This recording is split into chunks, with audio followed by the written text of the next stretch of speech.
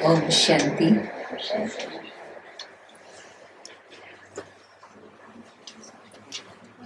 जैसे मैंने बता रही थी, मेरा स्थूल जन्म भी पूना में हुआ, आध्यात्मिक जन्म भी पूना में हुआ और यहाँ पर दादी के संग बहुत कुछ सीखने को मिला। उसमें भी सुंदरी दीदी का भी बहुत विशेष रोल रहा, क्योंकि उन्होंने ही मुझे कोर्स कराया। और कोर्स मैंने किया गुरु नानक नगर के एक छोटे से सेंटर पर। बहुत छोटा सा स्थान था। आप लोग जानते हैं गुरु नानक नगर? सामने यहाँ बहुत नजदीक है। यहाँ की जो महीने रहती है सत्या दिन उसको गुरु नानक बिल्कुल नजदीक में ही। और फिर ये भी मैंने देखा कि कैसे बाबा ने दादी को कहा कि दिल को तुम्हारे लिए तैयार है मकान, तुम सिर्फ जाओ। और दादी मधुबन से जून मास में 68 की बात है आकर के पहुंची। और फिर उसी दिन दादी को हाथ में चाबी मिली।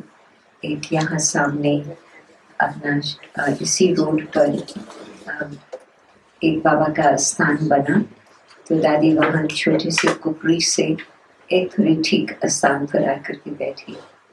फिर दादी का ध्यान गया कि यहाँ नए फ्लैट्स बन रहे थे, तो दादी ने ही खुद प्रेरणा दी। तो एक अपनी बहन है, तो उन्होंने वो फ्लैट खरीद किया जहाँ दादी आकर के रही। तो गुरु नानक नगर से शंकर क्षेत्र और फिर वहाँ से यहाँ, और फिर अभी तो वो छोटे से बीच से कितना झाड़ बढ़ता गया है। इसी एक बिल्डिंग में 4 फ्लैट्स है। पहले तो एक फ्लैट के लिए भी नहीं सोच सकते थे, परंतु बाबा ने 4 स्थान मिलाए हैं। मुझे वो सीन याद आती। दादी हमेशा बोलती थी कब पैदा हुए पता ही नहीं। देखो सच्ची बात है, कब पैदा हुए होते थे। क्योंकि दादी कुछ वर्ष तो पहले भारत में आई नहीं, जब लंदन गई। फिर उसके बाद भी जब आना हुआ वापस, तो थोड़े टाइम के लिए दादी आती थी, उसमें भी विशेष मधुबन में ही। तो इतनी पहचान नहीं हो पाती थी। फिर जब दादी आकर के मधुबन में रहने लगी 2005 में, उसके बाद फिर दादी को अच्छी तरह से भारत की सेवाएं, भारत की कुमारियां, टीचर्स, सबकी जानकारी मिलती गई। तो ऊपर वाले फ्लैट में हम सब इकट्ठे रहते थे, सुंदरी बहन जी और दादी और हम, और कई कुमारियां आती थी भिन्न भिन्न स्थानों से, क्योंकि सुंदरी बहन तो सारा कोल्हापुर शोलापुर सबकी से करती रहती थी। तो फिर वहाँ से कहीं न कहीं कुमारियां आ जाती थी, और फिर तो कभी 4, कभी 5, कभी 6, और हम सब सोते थे यहाँ जो अपना क्लासरूम है वहाँ पर ही, क्योंकि 2 कमरे सिर्फ थे पीछे वाली, एक तो दादी का कमरा और फिर एक और, कभी कोई मेहमान होते थे तो हम सब 4-5 कुमारियाँ वहाँ ही क्लासरूम में ही रहते थे। परंतु वो दिन भी बहुत आनंद के थे। रात्रि को जब सब चले जाते थे, फिर रात्रि को हमारा भोजन फिक्स होता था, खिचड़ी और पालक या आलू और आम। तो बहुत मीठा सा सिंपल सा भोजन भी होता था।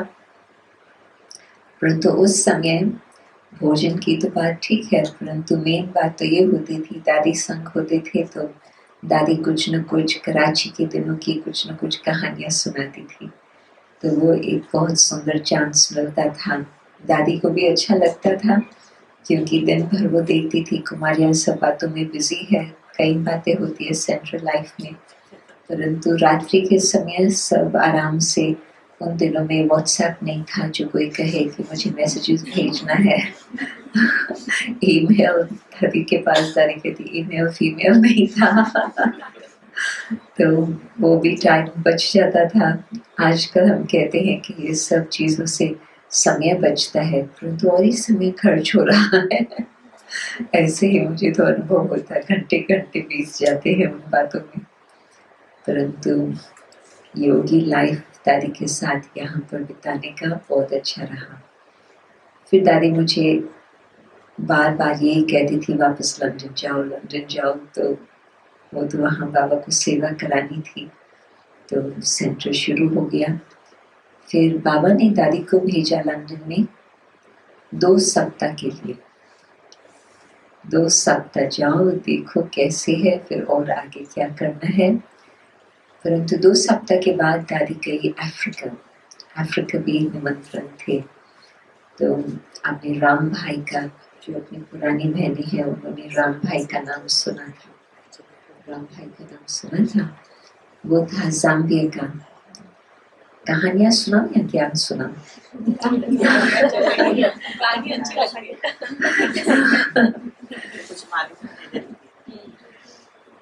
तो राम भाई 73 सितंबर में फर्स्ट मेला था दिल्ली में, जगदीश भाई के इंस्पिरेशन से। तो हमने नाम तो सुना था मेला पर, तो हम उन दिनों में ही आकर पहुंचे थे आप दिल्ली में। और पांडव भवन नया उस समय था, दिल्ली का पांडव भवन। तो हम लोग, रजनी बहन, लौकिक माता जी और हम आकर वहाँ पहुंचे थे। हमने देखा कि सब तपस्या कर रही हैं, क्योंकि सवेरे मिडनाइट 1 o'clock फ्लाइट पहुंचती है। जब तक घर आए तब तक 3-4 बज जाते थे। तो हमने देखा कि सब तपस्या कर रही हैं। और ये कहानी तो आप लोगों ने सुनी कि रामलीला का ग्राउंड हम लोगों ने लिया था, और फिर गवर्नमेंट कहती है कि नहीं अभी खाली करो। परंतु फिर रात बाबा के कहने से एक तरफ तपस्या चले, दूसरी तरफ आप पूरी तैयारी कर लो। तो उस निश्चय से भाई लोग गए थे, सब तैयारियां की थी और सब डेकोरेशन आदि लग गए थे। तो जब इंदिरा गांधी ने अपने लोगों को कहा कि तुम जाकर के देखो कि यहाँ तक उनकी तैयारी है, क्योंकि उनको हटाना है वहाँ से। तो उन्होंने जब देवियों के चित्र वगैरह देखे, तो उन्होंने तो आकर के इंदिरा गांधी को कहा कि अभी तो यदि हम इन लोगों को हटाएंगे तो देवियों के तो सारे स्टैचूज वगैरह लग गए हैं, तो वो हमारे लिए बहुत नुकसान की बात होगी, हम ऐसे नहीं करना चाहते हैं। तो फिर उन्होंने चेंज करके, रामलीला ग्राउंड से चेंज करके रेड फोर्ट में उन्होंने कर दिया। तो वो बच गया। तो फिर वो तो प्रोग्राम फर्स्ट मेला वहाँ था, और उस समय मेले में क्या होता है हमें मालूम नहीं होता था। परंतु फिर देखा कि एक स्टॉल में अलग अलग विषय को उठा करके उन्होंने इस तरह से तैयारियां की थी। तो वो था सितंबर 73। फिर जनवरी 74 में, दिसंबर 73 जनवरी 74, उस समय उन्होंने मेला किया था कोलाबाग में। चर्च के पर बहुत बड़ा मैदान आता, तो खाली होता और लोग उसको प्रोग्राम्स के लिए यूज़ करते। तो चर्च गेट में बड़े मैदान पर उन्होंने मेला रखा था। तो लास्ट दिन पर एक भाई आया, उन्होंने सारा देखा और उन्होंने पूछा कि, क्योंकि कलकत्ते वाले वो बनाते थे ना स्टैचूज, वो देवियों के और गेट आदि, तो उन्होंने कहा कि ये मुझे देवी का जो सारा बनाया हुआ है वो मुझे खरीद करना है और अफ्रीका भेजना है। तो उन्होंने, तो जो लोग थे वहाँ, उन्होंने उनको बताया कि कोलाबा सेंटर था और वेदांती बहन वहाँ थी, वहाँ पर तुम जाकर के बहन से बात करो। तो वो आए वहाँ पर और उन्होंने उसको बोला ये कि मुझे तो ये खरीद करके अफ्रीका लेके जाना है। तो उन्होंने फिर उसको ज्ञान कुछ समझाया कि ये कोई हमारी खरीदारी का स्थान नहीं है, परंतु हाँ आपको कुछ ज्ञान चाहिए तो मैं आप लोगों को दे सकती हूँ। तो बताया ज्ञान, फिर बुक्स वगैरह भी उसने खूब सारी लिए। परंतु फिर उसके बाद उसने कहा कि मैं चाहता हूँ कि सेंटर वहाँ खुले। तो और वो था ज़ाम्बिया का। तो और उसकी कहानी ये थी कि जैसे महात्मा गांधी ने भारत को आज़ाद किया था, उसकी प्रेरणा लेकर के, ज़ाम्बिया भी ब्रिटिश कॉलोनी थी, तो उसने उस समय जो मुख्य लोग थे उनके साथ फ्रीडम फाइटर जैसे होते हैं इस तरह से वहाँ पर उसने सेवा की थी। तो उसका ज़ाम्बिया में बहुत नाम प्रसिद्ध था और बिजनेसमैन भी होशियार था, तो उस हिसाब से भी। तो जब उन्होंने सेंटर खोलने की बात कही तो फिर वेदांती मैंने रमेश भाई को बुलाया। तो 74 में जब दादी आई है तो रमेश भाई, उषा बहन भी साथ थी। तो उन्होंने फिर कहा कि जबकि यहाँ तक पहुँचे हैं, क्यों ना हम ज़ाम्बिया में भी जाएं और वहाँ पर देखें कि सेवा किस तरह से हो सकती। तो वहाँ पर पहुँचे तो देखा कि उसका तो जो स्थान है वो तो राजा के समान है, और वो मानो कि शहर का ही राजा ही कहेंगे। तो उनकी बहुत सबकी जान पहचान थी। तो ज़ाम्बिया में फर्स्ट सेंटर अफ्रीका में वहाँ पर खुला। तो दादी वहाँ पर चक्कर लगाने गई, फिर वहाँ से फिर वो ईस्ट अफ्रीका, फिर वेस्ट अफ्रीका भी गए, फिर वापस आकर के पहुँची।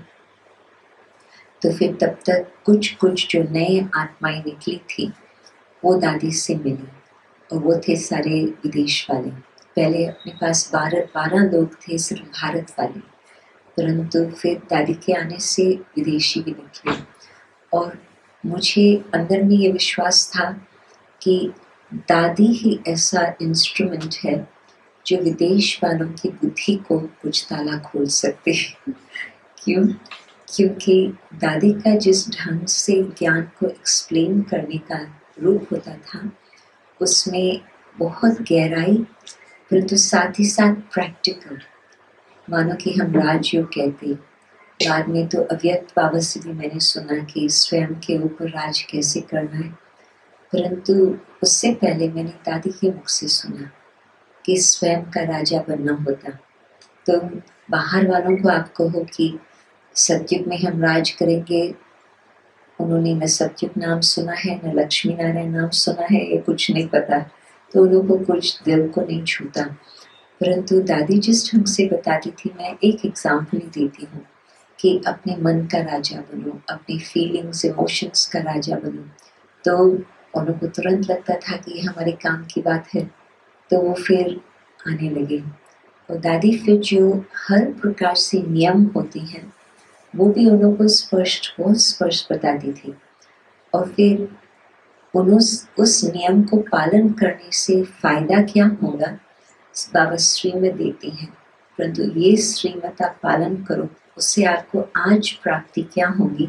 यदि इस तरह से उनको जब बताती थी तो बिल्कुल वो मानने लगते थे।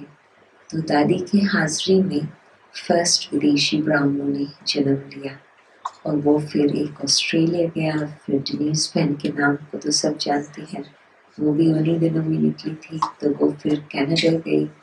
तो तुरंत ही जैसे दादी का रोल पहले भी विदेश वालों की सेवा के लिए फिक्स था, क्योंकि रजनी बहन यहाँ से गई हुई थी। अपना सावित्री दादी और राम दादा वो बेशक रहते थे बॉम्बे में, लखनऊ में रहते थे, परंतु तो ये अफ्रीका की कहानी शुरू हुई। और फिर लंदन में भी दादी जैसे देखती गई कि ये आत्मा बिल्कुल नज़दीक आ रही है, पक्की ब्राह्मण बनती जा रही है। दादी भी उन्होंने बहुत विश्वास रखती थी कि हाँ, ये भी बाबा के इंस्ट्रूमेंट्स बन सकते। और मुझे याद है एक बारी दादी ने बताया कि जिस तरह से दादी ने बाबा ने दादी को भेजा था अहमदाबाद, क्योंकि वहाँ पर बहुत भावना और श्रद्धा वाले लोग आना, तो दादी की बहुत स्टडी की हुई थी शास्त्र वाली की। तो बाबा ने कहा कि तुम जाओ वहाँ सेंटर स्थापन करो, फिर और बाबा आगे देखेंगे। जैसे बाबा हमेशा सोचते थे कि जिस प्रांत के लोग हैं वो लोग अपनी भाषा वाले की ही बात को समझते हैं, और उसी प्रांत वाले लोग ऐसे टीचर हो वहाँ के ही जो फिर उनकी बात को, भावना को भी समझे, उनके सिस्टम को भी समझे। तो इस तरह से विदेश में भी हाँ, बेशक भारतवासी बहुत सारे हैं, परंतु जब तक वहाँ के लोग टीचर क्वालिटी नहीं बनते हैं, वहाँ की सेवाएं नहीं होंगी। तो ड्रामानुसार दादी का ये साकार बाबा की बात ध्यान पर थी, तो फिर वो ही लोग निकलते गए। 1 वर्ष के अंदर चार्ली, कैन, साइमन एक और भाई था, कई ऐसे ऐसे लोग निकले, डीनीज। तो उन को ही दादी ऐसी ट्रेनिंग देती थी जो बिल्कुल वो पक्के मजबूत रहे। जिस तरह से बाबा ने पहले इन लोगों को ट्रेनिंग दी, दादियों को, उन को मालूम नहीं था कि बाबा इतनी तैयारी हमसे क्या करा रहे हैं, फिर और आगे क्या होगा। परंतु बाबा ने उनका निश्चय का, पवित्रता का, इन सब बातों का इतना मजबूत फाउंडेशन डाला जो वो कहाँ न कहाँ पहुँचते गए और सेंटर्स खोलते गए। तो दादी ने इसी तरह से बाबा समान विदेश की सेवाएं की। उनों के अंदर वो फाउंडेशन इतना मजबूत हो ताकि फिर वो विश्व की सेवा कर सके। अभी मैं कहेंगी कि रशिया वालों की सेवा जगदीश भाई ने की। जो वहाँ के टीचर्स तैयार हुए, जगदीश भाई की मेहनत। परंतु वो भी फिर बाद में पालना देना हो तो दादी ने खूब सारी उनों को भी पालना दी। परंतु बाकी सारे विश्व के हैं, कई मुख्य टीचर्स दादी की पालना से वहाँ तक पहुँचे। तो पूना ऐसी धरनी है जहाँ से दादी ने पालना दी, परंतु उसी दादी ने फिर सारे विश्व की सेवा की। तो बाबा ने 40 वर्ष तो दादी को वहाँ रखा। दादी की जो त्याग और तपस्या थी, मैं सोचती हूँ कि कोई और दादी वहाँ पर उस तरह से रह नहीं पाती थी। एक छोटा सा एग्जाम्पल मैं देती हूँ। 75 में हम एक और देश में गए। दादी लंदन देश में थी। क्या होता था, दादी जैसे सेवाएं करती गई, पहले तो दीदी वन मोहिनी, उसके फोन्स आते थे। और जिस कमरे में दादी रहती थी वो क्लासरूम था दिन के टाइम, रात्रि का टाइम बेडरूम था, और दिन के टाइम फिर मीटिंग रूम भी वही था। और एक तख्त था जो पहले दरवाज़ा था, तो उस दरवाजे को लेकर के एक भाई ने 4 पिलर्स लगाए उस पर, वो दादी का सोने का था। उसके ऊपर इतनी छोटी सी पतली सी स्पंज थी, और मेरी बेड क्या थी, वो भी छोटी सी स्पंज, और वो दादी के बेड के नीचे जाती थी दिन के टाइम, और फिर रात के टाइम वो मैं निकालती थी और वहाँ पर उस पर मैं सोती थी। और हम दोनों के बीच में टेलीफोन रहता था क्योंकि दादी को मालूम था कि अचानक कोई भी फ़ोन आ सकते, मोबाइल्स का तो टाइम नहीं था तभी। हर रोज़ रात्रि को सवेरे कहें 1-2 बजे के बीच में फ़ोन आता था, और वो होता था दीदी का फ़ोन, दीदी मन में। तो दीदी फ़ोन करती थी दादी को, आप वहाँ क्या कर रहे हो, इतने दिन हो गए हैं, इतने मास हो गए हैं, अभी तक आप क्या कर रहे हो। तो ये दादी आई थी अप्रैल, फिर अगस्त सितंबर तक तो ऐसे फ़ोन्स आते ही रहे। तो मैं फ़ोन उठाती थी, फिर दीदी को हेलो करके मैं दादी को देती थी, फिर दादी उसको बताती थी वो क्या क्या कर रही है। परंतु सुनने का अलग होता, देखने का अलग होता। फिर करीब अक्टूबर मास में एक जो भाई, तब तक 4 मास उसको हो गए थे, उसने पूछा दादी से, दादी आपके कहाँ कहाँ सेंटर्स है। तो दादी ने कहा लंदन में है, हांगकांग में है, और अभी ज़ाम्बिया में है। तो कहा बस, विश्व तो बहुत बड़ा है। तो भी पता नहीं चलता था दादी को उस समय सेवा करनी है, हाँ, परंतु कोई दादी के पास प्लान उस तरह से नहीं था। फिर उस भाई ने कहा कि ऑस्ट्रेलिया में कोई सेंटर है। दादी ने कहा नहीं। तो कहा अच्छा ठीक है, मैं जाता हूँ। तो फिर वो ऑस्ट्रेलिया गया, 4 मास का स्टूडेंट, परंतु इतना उसके अंदर वो सब बातें बिल्कुल मजबूत थी। जो सेंटर खुला, फिर चार्ली बाद में आया, फिर उसका अपना ही देश था तो वो वहाँ रह गया।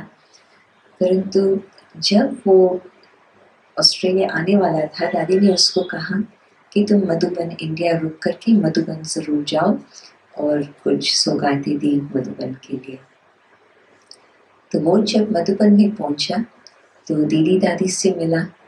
तो दीदी कहती है कि अब भी मुझे समझ में आ रहा, जानकी तुम वहाँ क्या कर रही हो। दूसरे धर्म वाले, दूसरे देश वाले, दूसरे कल्चर वाले, बिल्कुल पक्के ब्राह्मण बन जाए, वो फर्स्ट एग्जाम्पल था। और फिर नेक्स्ट दिसंबर मास में मैं डिनीज के साथ और बाकी भी ग्रुप था सारा, तो हम लोग दिसंबर मास में मधुबन गए। दादी भेजती रहती थी हम लोग को। फिर डिनीज से भी वो देख करके पूछती थी, तुमको चक्कर में विश्वास है कि ये सृष्टि चक्र 5000 साल का है? तो कहती थी हाँ। तो कहते थे कैसे विश्वास है? मधुबन वाले उसे पूछते थे, फिर उसे पूछते थे कि क्या तुम पक्की वैष्णव हो? और बाय चांस वो पहले से ही कुछ समय, बचपन से नहीं परंतु मानो 3-4 साल पहले उसको हठ योग का इंटरेस्ट था, तो वो हठ योग के संबंध से वेजिटेरियन डाइट उसने अपनाया था। तो इस तरह से जैसे मटका लिया जाता है ना, तो उसको ठोक ठोक के लिया जाता। तो जैसे मधुबन वाले उनकी टेस्ट करते थे कि कहाँ तक इनका निश्चय है, किन बातों में निश्चय है, उनका आधार क्या है, फिर उनको स्वीकार करते थे। दादियों ने तो प्यार से तुरंत स्वीकार किया, बाकी दिन भर तो कईयों के साथ मुलाकात होती, परंतु इस तरह से दादी की सेवाएं तो चलती रही। तो 75 में हम लोग एक देश में गए और वहाँ पर एक भाई था जिसने ज्ञान लिया था भारत में, किंतु वो था विदेशी, किंतु भारत में ही ज्ञान लिया। तो फिर वहाँ पर वो खुद अपने नियमों पर चलता था, परंतु वो स्थान उसका फ्लैट था, बड़ा था, और एक कमरा उसमें दादी और हमारे लिए रखा। तो वहाँ पर हम लोग दोपहर को पहुँचे, करीब 4 बजे ऐसे कुछ टाइम था। तो हम लोग कमरे में उसने दिखाया, और अप्रैल मास था तो सर्दी ही थी उन दिनों में वहाँ पर। तो जहाँ हीटर लगा हुआ है वो दिखाया कि ऐसा है, अभी आप लोगों का ये कमरा होगा, आदत वो तो ठीक है। फिर दादी ने करीब 5 बजे कहा, शाम को 6 बजे प्रोग्राम होने वाला था, दूसरी जगह हम जाने वाले थे। तो दादी ने कहा कि चाय पियेंगे? तो मैं गई किचन की तरफ चाय बनाने के लिए, और मैं दरवाज़ा खोला और 2 भाई रहते थे वहाँ, दोनों सिंगल। तो इतना सारा कमसान लगा हुआ था किचन में, कहाँ मैं शुरू करूँ, कहाँ से कुछ करूँ, कहाँ मैं साफ करूँ, कुछ समझ में ही नहीं आया। तो मैं देख करके दरवाज़ा बंद करके मैं वापस आ गई। तो दादी कही चाय बन गई। मैंने कहा नहीं दादी। तो फिर उस समय क्या था कि दादी कही अच्छा ठीक है मुझे दिखाओ। मैंने कहा दादी ऐसी जगह नहीं है जहाँ हम चाय बना सकते। तो दादी कहे मुझे ले चलो। दादी को मैं ले चली। मैंने तो फिर भी थोड़ा ध्यान से देखा कि क्या हो सकता। दादी ने तो दरवाज़ा खोला, 10 सेकंड्स में दादी ने दरवाज़ा बंद कर लिया और वापस हम आ गए। तो दादी ने फिर मेरे से पूछा कि ऐसे हो सकता है कि हम यहाँ खाना न बनाएं, परंतु फल आदत इस तरह से हम चलें। 4-5 दिन की बात थी। तो मैंने कहा दादी मुझे तो उसमें कोई फर्क नहीं पड़ता, बहुत अच्छी बात है। यहाँ तो दही भी मिलती है, कॉटेज चीज़ भी मिलती है जो हमें पता है कि सात्विक है, तो हम तो सहज कर सकती हैं। तो दादी भी 4-5 दिन न चाय मिली न खाना मिला, सिर्फ फल आदि पर दादी भी चली। परंतु कोई भी और स्थान पर हम जाते थे, जब ब्राह्मण भी बन गए, उनको सब कुछ सीखने को मिल जाता था, और अपनी वेस्टर्न स्टाइल के डिशेस भी वेजिटेरियन बहुत बढ़िया बनाते थे, परंतु किसको रोटी बनानी नहीं आती थी। और इंडियन बहनें उस समय थी नहीं वहाँ पर। सारे यूरोप में लास्ट तक भी 10 इयर्स पहले तक एक अकेली सुदेश दीदी थी, बाकी स्टूडेंट्स कोई भी भारतवासी नहीं थे। अभी ये लास्ट 10 इयर्स में सारे यूरोप में बहुत सारे भारतवासी आ गए हैं। तो अभी तो आप कमाएंगे तो आपको रोटी अच्छी मिलेगी। तो उस समय दादी को भी कोई रोटी बनाए, मैं कहती थी कि मैं जा करके बनाऊं, मुझे तो रोटी आती है। तो दादी कही नहीं, तुम्हारा टाइम मेरे साथ ज़्यादा वैल्यूबल है बजाय किचन में तुम बैठ के रोटी बनाओ। तो दादी चाहे ब्रेड हो, चाहे चावल हो, चाहे कुछ भी हो, बिल्कुल दादी 1 सप्ताह 10 दिन ऐसे ही चलती थी, उससे भी ज़्यादा। हम जब ब्राज़ील में गए थे तो वो तो लंबा टूर था, तो दादी कितने दिन तक भी, दादी का एक संकल्प नहीं चलता था कि मुझे ये चीज़ की ज़रूरत है, बिल्कुल नहीं। दादी बिल्कुल हल्की। फिर जब बाद में दादियाँ फिर शुरू हुई टूर्स उनकी, दादी कुमार का भी बहुत लाइट, उसको भी कोई चीज़ की ज़रूरत नहीं होती थी। दादी भी नहीं, जो कुछ भी है ठीक है। या खुद भी एक देश में हम गए, मैं नाम नहीं लेती हूँ, बहुत दूर का देश है, हम लोग वहाँ गए। दादी, रमेश भाई, दादी के साथ कोई कुमारी नहीं थी या ब्राह्मणी नहीं थी। 77 की बात है, 1977। तो मैं वहाँ पहुँची दादी के बाद कुछ घंटे बाद में। तो मैं रमेश भाई से पूछी, दादी कहाँ है? दादी की तबीयत ठीक नहीं है। दादी को ट्रैवलिंग बीच में करते थोड़ा बुखार हो गया था, तो दादी को मैट्रेस दिया था और वहाँ पर दादी लेटी हुई थी। तभी तो दादी हेड ऑफ द ऑर्गेनाइजेशन थी। 1977 बहुत सेंटर्स ही खुले, 1975-76 तो बहुत नए नए थे। तो और भाई लोगों का, वो भी भाई लोगों का सेंटर था। तो और बहनें तो उनसे और ज्ञान में 6 मास 3 मास ऐसे वाली थी, तो उन लोगों को तो कुछ हिम्मत नहीं थी कि वो कुछ करें। तो मैट्रेस पर हाँ शीट वगैरह अच्छी रखी थी, ब्लैंकेट्स भी अच्छे थे, परंतु दादी उस पर लेटी हुई है। और फिर दादी ठीक हो गई, जल्दी में ही दादी ठीक हो गई, थोड़ा ठंडी गर्मी का असर हो गया था। तो फिर शाम के समय भाइयों ने कहा हम लोगों ने भोजन बनाया है, दादी अभी करेंगे। तो दादियों की आदत नहीं थी जल्दी भोजन करने की, प्रोग्राम करके फिर निश्चिंता घर पे फिर उस समय करो। तो उस समय तो भाइयों ने कहा। फिर जब हम वापस लौटे तो दादी ने कहा ठीक है भोजन करते हैं। तो भाई लोग तो वहाँ जब तक जहाँ प्रोग्राम था वो सब सामान लेकर के आए, हम जल्दी पहुँच गए। तो फिर किचन को खोलो, नथिंग, सब बर्तन साफ किए हुए वहाँ रखे हुए हैं और कुछ भी चूल्हे पर नहीं। तो मेरे दादी को बताया कि दादी मैं समझती हूँ कि भाई लोग को शायद भूख लगी होगी, वो फिनिश हो गया है। तो दादी कहती क्या बड़ी बात है। तो मेरे साथ किचन में चली, मैं कहूँ दादी नहीं आप बैठो, मैं कुछ बना लेंगी, 10 मिनट में कुछ भी बन जाता। दादी कहे नहीं नहीं नहीं, मैं तुम्हारे साथ चलती हूँ। तो दादी भी साथ आई, तो कुछ न कुछ हम बनाने लगे। फिर तब तक भाई लोग पहुँच गए और फिर भाइयों ने देखा कि दादी और हम बना रहे हैं, तो दादी ने उन लोगों को बोला कि आप ही बैठो, आप ही साथ में खाओ। तो उन्होंने फिर सेकंड डिनर हम लोगों के साथ तो दादी भी बहुत उस पर खुश कि हाँ बेचारे थक के आए हैं, हार्ड वर्क तो उन्हों का था, सारी तैयारी करना आता था। तो दादियों ने न सिर्फ अपनी त्याग और तपस्या परंतु अपनी बहुत हल्केपन से बहुत सेवाएं की।